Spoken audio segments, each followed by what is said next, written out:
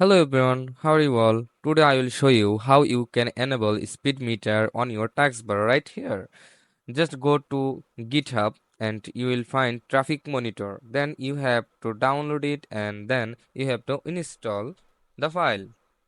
Let's download the zip file which is 1.1 MB, or you can download the source code also.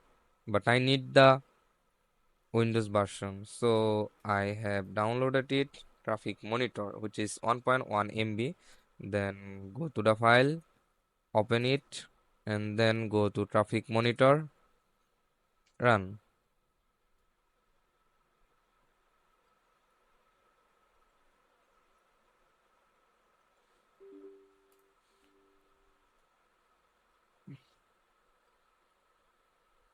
Okay, so I have found the issue. Let's extract here first. Extract it. Now again try to install it. And yes, it's installed. Now click on the right of this icon, then show taskbar window. Here it is. And now